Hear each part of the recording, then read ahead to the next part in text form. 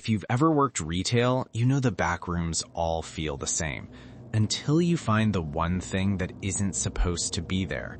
For us, it was locker 19. I thought it was just an old jammed door until the day it opened by itself.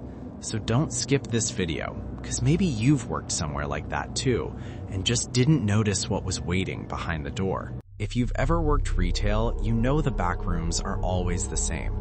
Fluorescent lights, gray walls, break tables with old soda cans, and a row of dented lockers. Nothing special, except this one, Locker 19. It was the only one in our store that didn't have a name tag. The lock was built into the door, an old twist style instead of the standard padlock holes. And even though no one had the combination, it was never empty, because every morning it would be slightly open. This was in 2019 at the North Riverside Mall, just outside Chicago. I was 21, working at a clothing store called Trend House. It was one of those places that blasted pop music and smelled like body spray. The staff was small, 5 of us on rotation. Me, 2 other part-timers, Rachel and Luis, our assistant manager, Dawn, and the store manager, Greg. The locker room was in the back, past the inventory door. It wasn't big, just 20 gray lockers lined up against the wall. Each of us picked one on our first day. I remember asking about the extra locker, the one with the built-in lock. "Oh, that one?" Dawn said. "Don't worry about it. It's been there forever. We don't have the code." Luis chimed in. "Yeah, rumor is someone quit mid-shift years ago and just left their stuff. Greg says maintenance tried to cut it open once, but it jammed." I didn't think much of it at first. Old mall, old locker, whatever. But after a few weeks, little things started to feel off. One night, I was closing alone. The others had already left. I clocked out, grabbed my jacket from my locker, and noticed something. Locker 19's door was cracked open, just an inch. That was weird because it had always been shut tight and no one had the code. I leaned closer. Inside was darkness, but I could hear something, faint, like paper rustling. I figured it maybe a vent was behind it, blowing air through. I shut the door, twisted the dial a few times, and left. But the next morning when I came in to open the store, the locker was open again. Same inch-wide gap. I asked Dawn about it, and she brushed it off. "Maybe it's not sealed right. They get like that." I nodded, pretending to believe her, but when I walked away, I noticed her face.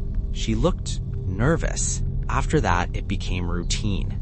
Every shift, open or close, Locker 19 was never fully shut. Sometimes the gap was narrow, sometimes wider, and every so often I'd swear the dial had moved.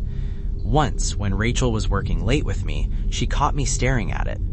"You're not still freaked out by that thing, are you?" she asked. "I'm just wondering why it keeps opening," I said. She laughed. "You want to know something creepier?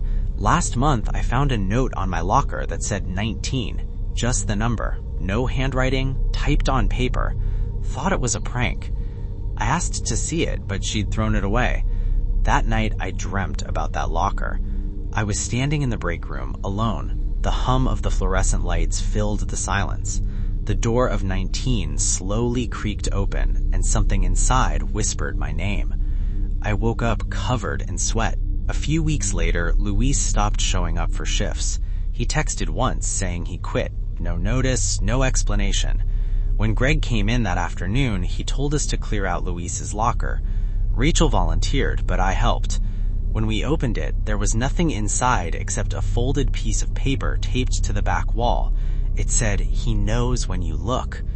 Rachel dropped it instantly. We told Greg, but he just sighed and said, "Kids and their jokes." He tossed the note in the trash. But later, when I went back to grab my bag, the note was gone. By November, everything felt wrong in that store. Customers complained about flickering lights, about hearing someone whisper behind them in the fitting rooms. Merchandise went missing from locked storage. Dawn started working extra late, sometimes staying after close. When I asked her why, she said just paperwork.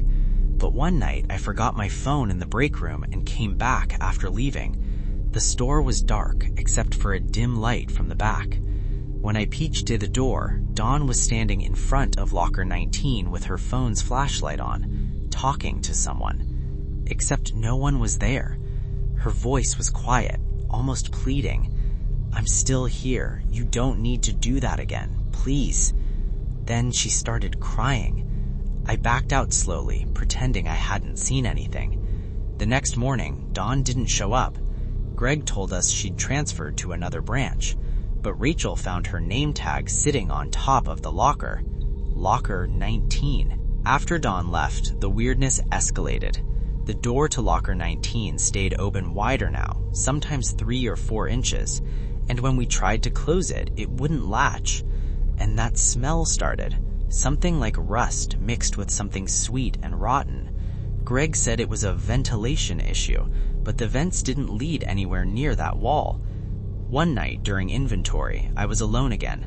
Everyone else had gone home early because of a snowstorm. Around 11 p.m., the power flickered and the music cut out. In the silence, I heard it. A low scrape, metal against metal, coming from the lockers. Then a whisper, so faint I almost missed it. "Open it." I froze. The sound came again, longer this time, like something dragging its fingers along the inside of the locker door. I picked up my flashlight and aimed it at 19. The dial on the lock was spinning. By itself. Fast.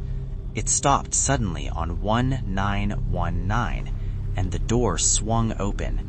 Inside was a single folded shirt, one of our uniforms, but it was wet, dark stains down the front. Something dripped onto the floor. When I stepped closer, I saw it wasn't water. It was red. I stumbled back, hitting the shelf behind me. My flashlight flickered. For a split second, I thought I saw something reflected in the locker door, someone standing behind me, watching. When I turned around, no one was there, but the locker door slowly creaked shut on its own. I quit the next day, didn't even go back for my paycheck. Rachel quit a week later. She said Greg called her one night asking if she still had her uniform because one had gone missing. When she said no, he hung up. A month later, the store closed permanently. Corporate said it was renovations, but the news reported a maintenance accident in the back area. Some worker got trapped under fallen shelves. They never released his name. I went back once, months later. The mall was still open, but the store was covered with plywood. There was graffiti sprayed across the boards. Just one number, 19. The mall cameras near our store stopped recording between midnight and 4 a.m. for 3 nights straight. The maintenance logs showed no locker repairs, even though Greg told us he'd reported the issue. My last pay stub listed the employee count as 6. We only ever had 5. Sometimes when I visit other malls, I'll check their break rooms if I can. And once, just once, I saw the same model of locker in another store. Same dial, same dent in the corner. And that one, too, was slightly open. Just enough to see darkness inside.